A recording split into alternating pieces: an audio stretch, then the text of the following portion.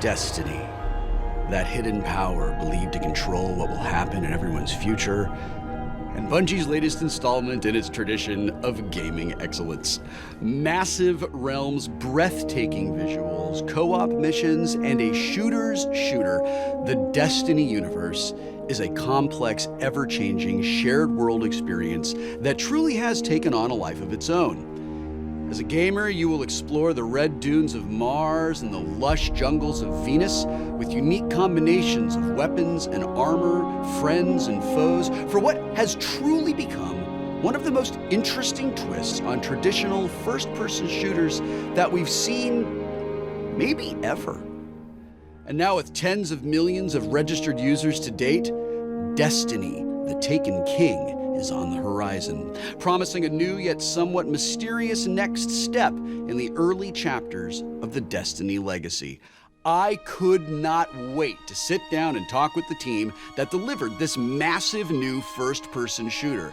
Some might even say I was destined. On this episode of Conversations with Creators, we will discuss the next blockbuster release of the Destiny franchise, co-founder Jason Jones, design director Luke Smith, senior environment artist Jason Sussman, and design director Ryan Ellis.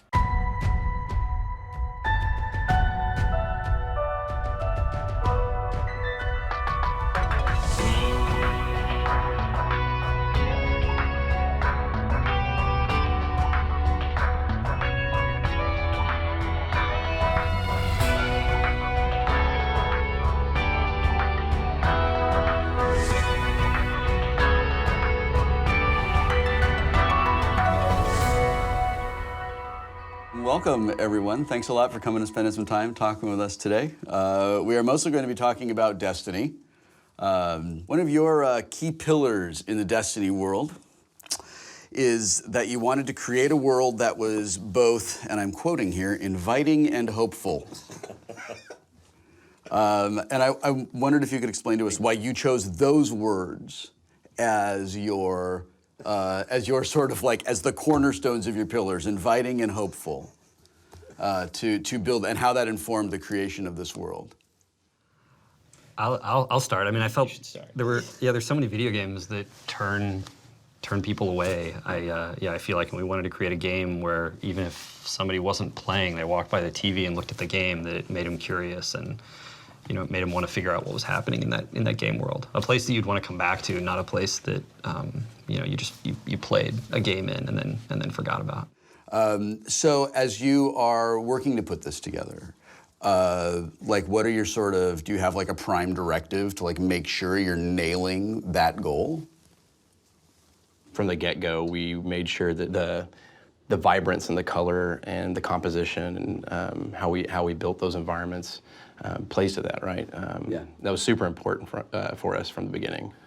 It even seems just like the music, just during the loading, it seems like it is preparing you for this galactic scale kind of thing, where you have this epic world, but you have these local, intimate environments, which I think are super important to engaging a player and helping build a narrative. So how do you balance where that like huge epic scale is going to get like sort of fractaled down into like, okay, now we're at like the ground level? Because you want people to come back to this. You want them to come and see it more and more, right? Well, you actually mentioned a really important moment, which is when you first log in and you see space and that hopeful music kicks in, and maybe you've had a long day at work or you've had a long day at school. And so sitting down and kind of that like, I'm going to be pulled into this huge universe is really important. And so that's how it starts. And then, the director in the game, its job is to funnel you into those more details. If you look at some of the early concept art from Destiny, I mean, it's almost like fantasy, right? You know, you've got the beasts and the ancient swords and all of that business. And at what point does it transition from that which looked really cool, to the futuristic kind of like, it's the edge of space kind of motif that you settled on, which also is super, super cool. We realized that's where our heart was in spaceships and and aliens, and that we loved the fantastic, and so we brought a bunch of that with us. But we realized that's where we wanted to be, like ultimately. Was there a science fiction that like, I think we all have a science fiction that we love the most, right? That kind of affects us, that directs the way that we look at science fiction the most, right? Whether it's like Battlestar Galactica or Alien or Silent Running or whatever. What was your influence? I was Running. That's good. You're reaching back there. That was the first movie that made me cry as a little kid. Doesn't hold up. But what do you? For me, it's books. I mean, the most ridiculous ideas are in books, and I think it's because one person with an amazing idea can spin out a story by themselves, and so for me, it's books. I want to take the lightning force from Hyperion and put it into something sometime because that's fascinating to me. Is there like if you had to cite influences? Is that a thing you would do? Is that a thing you want to do, or would you rather we just move along? Here's a shocking one for me. It was absolutely Star Wars. I mean, that affected me as a small child, and as a grown child, it still affects me today. And I mean, I wanted to be in that universe, and I still do. And hopefully, we can turn Destiny into something that everybody else wants to be in too. Mars is one of the environments that you developed for Destiny, and it's rather detailed. Talk me through that process, that day-to-day experience from the conceptual development to the practical coding of that whole situation. When we started out on Mars, we looked at a lot of actual locations. We were looking at Olympus Mons, and I'm trying to get all the names, but there's a lot of real locations we looked at early on to try to get a sense of scale of where you were and player orientation. Mm-hmm. And so we look at from a broad level, and then we kind of dial in from that. And we knew the flow, or we were working on the flow through the whole space. And then originally we were like, is it an outpost, just a small outpost? And then Chris Barrett, our art director, thought the juxtaposition of having like a city, buried in sand, like humanity had reached out, and it was a very hopeful time, and now it's fallen, and you're trying to figure that out and figure out what the mystery is with this city. And so we kind of then we slowly start dialing in, and I'm jumping, like years, but like we start kind of slowly refining what that is. But our Mars is very different because, everything's been changed. It's a very different time period. So we were taking reality and then amplifying that and adding some of the mythic science fiction that we wanted to kind of sprinkle in everything. Yeah, we had this phrase, idealized reality, that we used to kind of guide our process. And even though those pictures of Mars from NASA are stunning, like recreating that in a video game, it's a little dry. Yeah. Like it's just They're flat. Stunning, but would be so much better if. Yeah, right? And so we that's the way we look at it. Was what would make this more fantastical than it already is? So the Traveler, extraordinarily interesting concept. Where does that come from? Why are you looking at me? As someone who's worked on this game for 10 years or whatever. I'm not at liberty to cite the influences of the Traveler at this time. How very interesting. You want to talk about Marathon? I think it's do that. It's a lot of places, but like ultimately it's the mystery box that created the golden age that we're exploring, and the opportunity to play that out and think about it for the future of Destiny is really exciting. And we wanted that symbol for the game, and found it in the Traveler. But there's no satisfying answer. There's no line from something where you're like, yes.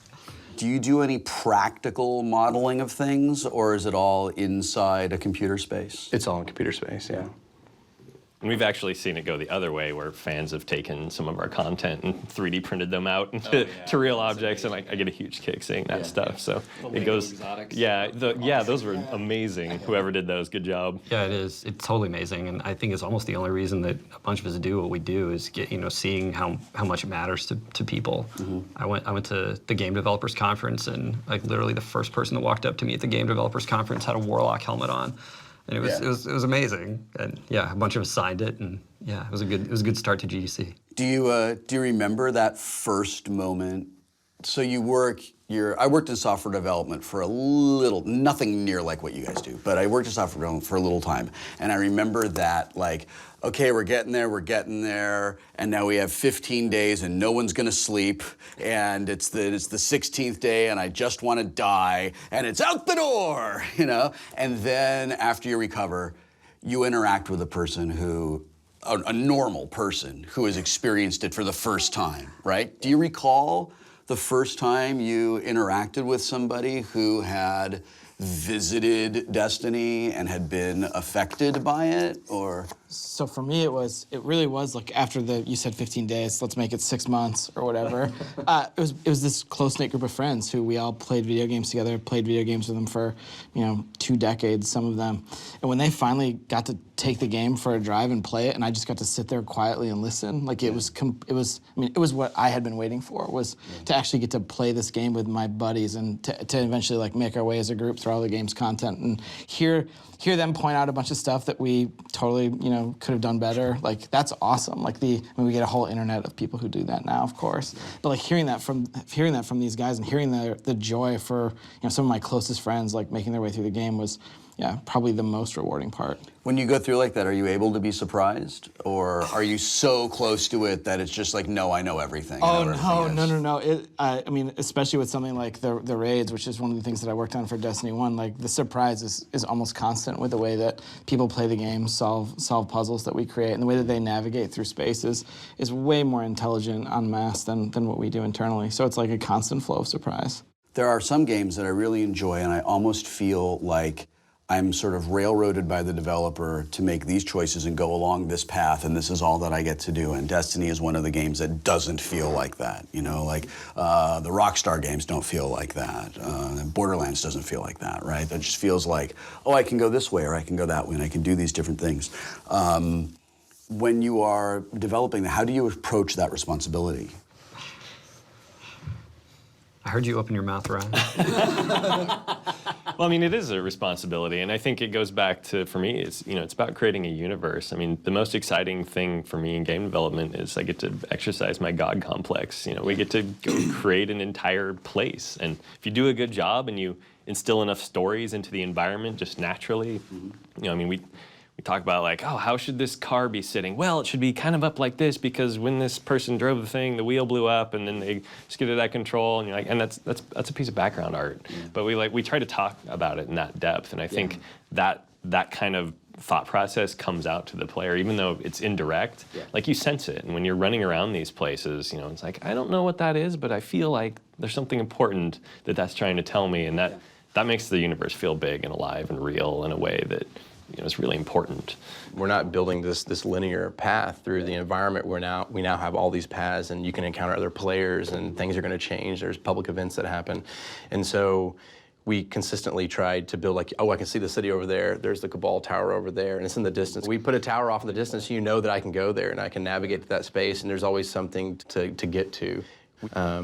So yeah. But a bunch of the other freedom that I think you're describing is like the local player empowerment of moving through the world and fighting monsters the way that you want to, which is something that is that's like core and culture to I think the types of games that Bungie makes. It's the like immersion action sandbox. Like that's a big part of the empowerment and the player's journey in addition to the construction of the worlds themselves. Yeah, the gear you're wearing tells a story, right? Yeah. Like if you're a good person, you use fusion rifles, and if you're a horrible person, you use shotguns. And that says something about it. It really does. It lets, yeah, of course. No, I get it. I absolutely get it.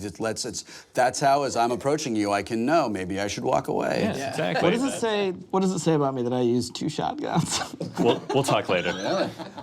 There is a debate that I believe has been settled, but still strangely comes up about games as art and about games as a type of experience that can meet or exceed the experience we have with movies, television, and other forms of media. And every time I hear that a movie's going to be made from a current generation video game that I really, really loved, my first reaction is, why would they do that? The game was the movie. The game was the experience. Destiny is so cinematic and has such strong storytelling and has such a deep, is so incredibly immersive.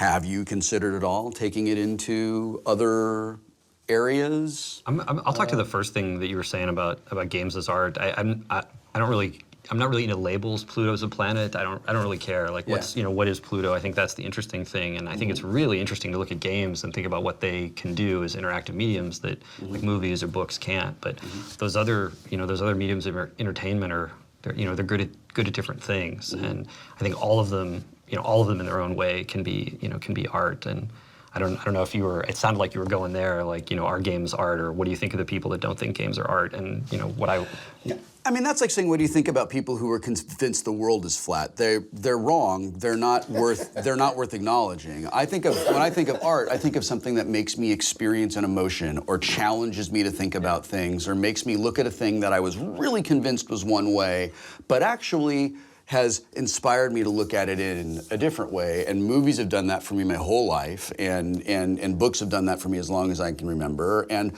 while a game like Pitfall or Yar's Revenge was really super fun for me, it didn't do it for me the way that, like, I don't know, one of those really hard character decisions I had to make in Dragon Age Origins, when I was like, but I want you both to stay with me, And I wonder. I mean, I think Destiny absolutely qualifies under those rules as something that affects the player beyond do this mission, shoot the thing up, and get the loot and go.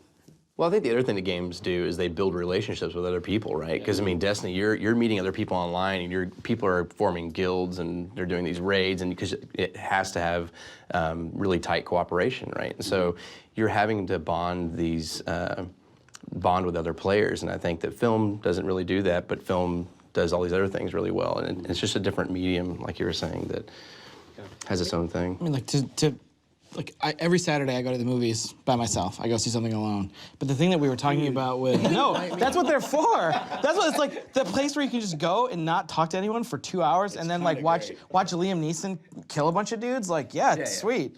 But Destiny, like, what's the phrase we talked about before? Like, Destiny is basically the alibi for shooting aliens while you talk about the Oscars. And so that there's this art in the connectivity and connection between people, and watching things like communities spring up around getting into groups, or like facilitating play with one another. Like, there is, like, that to me is a lot of what Destiny is about, and what, I mean, you're very complimentary of the story, but I think a lot of the art for me of Destiny is the enabling of players to spend time in a world together in this way that only a game can really do now. And what art is so personal to people, but for me, games are the art. Partially because we have so much growing to do, and games are going to teach us things we don't even know yet, and like that's super exciting for our industry. Like, where are we going to be in 10 years? Who knows? But I can't wait.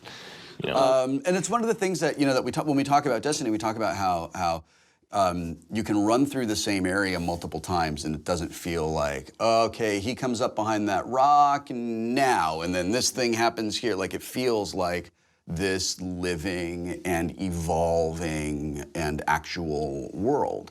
So when I say that you can kind of go anywhere with it, that's really exciting to me as a player, because it's like, if I walk down the same street every day, I'll see the same people, but some days things are going to be way different when I go down that street. And the world you made feels that way to me.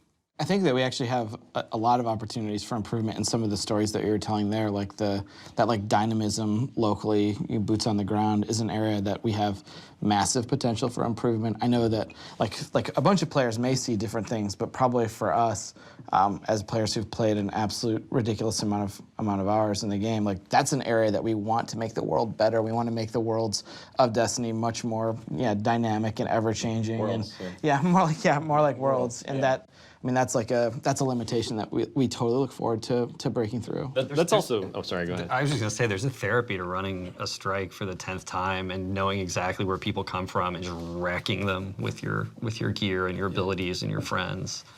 Destiny is just a massive financial and commercial success, and that is not my opinion. That is a fact.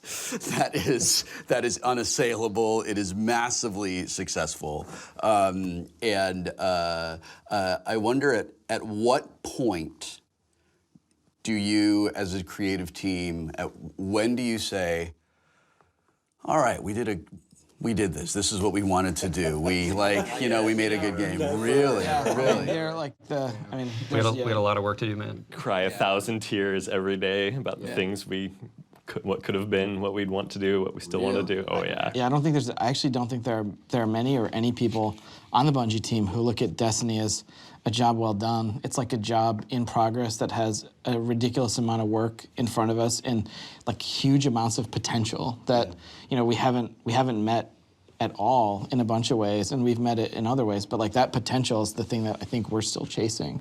Like we have to make Destiny, the franchise, into something that rises up to meet the potential that people imagine when they sit down and they hear the like brr, brr, brr, the music from the beginning or whatever. That's the opening theme. I don't know. Yeah, clearly. But Yeah, I played all of our games a whole bunch, but I bet all of us have played this game more than any that we've ever shipped before. And to be in that world as players, to see the opportunity and to know that we can go into the office and make good on it is really exciting. Would you agree that the primary co-op multiplayer experience in Destiny is more cooperative than competitive? I've been playing almost nothing but competitive the last 2 months. Oh, that's interesting. It goes both ways. My limited experience has been really positive. I haven't run into that gamer who I call the I f***ed your mom gamer, who sort of makes online play so miserable. Like most of the people that I've encountered online are just like, good job, man. And let's play again. Like this, the way that it should be, no matter what. And I wondered if that was sort of baked into the design, the design at all. So a part that is actually baked into the design and was super controversial during the development is the emotes. Like that, good job, man. Like without having voice to someone when you complete a strike. I mean, I don't know. I've played tons of strikes. Like people almost always emote, dance, wave, sit, do something disrespectful to the boss's corpse that they can muster. Yeah, but after a strike's over, they're finding these ways to communicate and connect. And while we were building the game, we have this internal feedback forum that's just called /feedback, and it's basically an internal version of Reddit where people get to just vote up and vote down different ideas. And one of the most controversial threads ongoing through the game's development was emotes. Emotes, live or die. And it was, there was this joke, which was there were two types of people at Bungie. The people who were wrong and the people who liked emotes. And there was actually another pretty controversial decision wrapped up in that, and that was to default with no voice. Yeah. And that was on purpose. Yeah. And that gets rid of a lot of that internet noise, that you hear in a lot of other games. And that, we argued about that for months and months and months, and ultimately landed where we did. And I'm very thankful of it because I've had a similar experience to you, which is a very helpful one. Do you think that might be a direction that titles are, that as the industry matures and as the majority of players mature and you have this itty-bitty subset that won't mature, do you think maybe that's where we're headed? I don't think it's even about the maturity of people. I think it's about creating the environment where positive social interactions occur. And yeah, absolutely, the industry is going to be headed towards, how do you create a framework within which a community can grow, like a positive community can grow? Absolutely. And Hearthstone's another great example. You can only set the presets. However, the timing of when you say good job, very important. Because someone can still be a jerk to you. If you flub it and they're immediately, good job, good job, good job, you're like, somewhere there's some jerk. Thanks. I'm like, there is a new iteration of Destiny on the horizon. Perhaps the galactic horizon might be the way to look at it, since we're talking about the event horizon, since we're talking about Destiny. What would you like to share with us about worlds that you have in mind and what we can expect out of this upcoming iteration of the universe? So in the game that's beginning year 2, Destiny: The Taken King, we're absolutely trying to react to a bunch of the criticism of the previous year, where we now have, a central thrust through the entire game. The title of the game is The Taken King. It's a game simply about a story as simple as bad guy shows up in town, brings an evil army with him, and you and the Guardians of the City are gonna bum rush his fortress in the sky and take him out. And it's this simple this simple concept that then allows us to breathe a bunch of life back into the worlds by raising this army across the solar system. The player is going to encounter that through a bunch of their adventures. You have this villain who's we've taken some notes from some of the great work in DLC 1, which was about this pair of villains, Omnigul and Crota, and that worked really well and was really resonant with our players. And so as we tilted the Taken King into having a single villain, Oryx, who is in fact Crota's father, you now have this aspirational villain who's going to sort of haunt you and taunt you throughout the campaign experience, and then of course is going to be the thing that's going to lead you into the raid. We wanted to have an experience that was really connected and thematic throughout, which was another one of those areas that we had for improvement, I think, from Destiny 1. And then if we're going to introduce this bad guy to you, it would be silly for us not to introduce a whole shit ton of new stuff for you to do as a player. So there's 3 new subclasses. I'm not going to spoil all of them here. These guys are going to talk about them. There's a bunch of new weapons. We've doubled down on a bunch of the concepts that we loosely exposed in Destiny 1 with the way that weapons work. And we had this concept that you would see a Hake rifle, forged in the Crucible. Well, that led the team to ask a bunch of questions what is a weapon? What is it?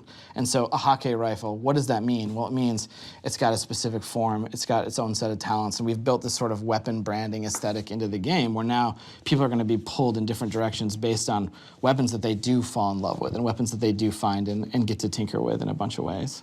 You guys, what do you play? You play a Warlock. Yes. I know what you play. You play a Titan, and you play... Sorry. Whoa. I play Defender Titan. Oh, okay. So the new Titan is basically a fire hammer wielding version of, aspirationally something like Thor, throwing hammers that... I'm on board. Throwing hammers that light the world on fire. Yes. And that's me. so That's who I'm going to be. I don't know. You have to see the Warlock though with the electricity. Nope. Fire wielding, fire hammer. Yeah, so the Warlock. Yeah, the Warlock ability is amazing. The new one is really, really cool because you just float around, just blasting people with electricity. It looks very much like the Emperor or something from Star Wars. How many fire hammers does it throw? Yeah, zero fire hammer. No, but I never give them a chance to throw it because I'm just vapor. Hammers, they create pools of fire, and then if you stand in the fire, it makes you stronger. Yeah. But only you. Everybody else. Everybody else gets. Yeah. Yep. One of the things I'm most excited about. Sell me on this Warlock. One of the things I'm most excited about is just a little grenade.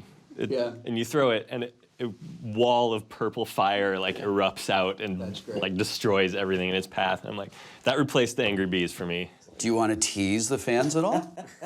I mean, do you want to would any of you like to obliquely tease fans with something that they would be excited to speculate about? I mean, I won't even leave it to speculation. One of the areas that we will improve on this fall is the fantasy of, how do I get loot? We want you to get loot from the world. We want you to get powerful items from the world, from killing monsters. We want the new destination that you're going to be going to in the Taken King to be an inscrutable loot-filled fortress. We want it to be a place that you go, a new set of rituals with new activities to do. We want to make you engage with the world more to get the gear that you care about. And I think that's I'm not even going to hint at that. We're just going to deliver that. Outer planets?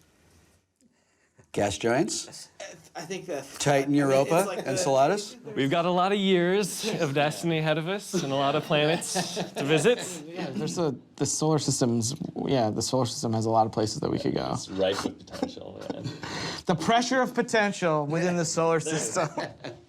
Do you have your individual lists, your project? Or do you have, is anyone working on all right, so, primarily we need to get this out the door, but I'm also kind of doing this on the side because I really want it in the game. So why are you looking at me? Yeah. Yes, absolutely. Yeah. I mean, like you said, we all have our passions in this universe and things that, we want to get in for the fans and for ourselves. And I mean, it's just endless. Is it pretty top down in that regard, where you have your creative directors who go this is what we're going for? Or can directors come up and say, so we've been working on this and we kind of thought, and you have that conversation and let it develop out?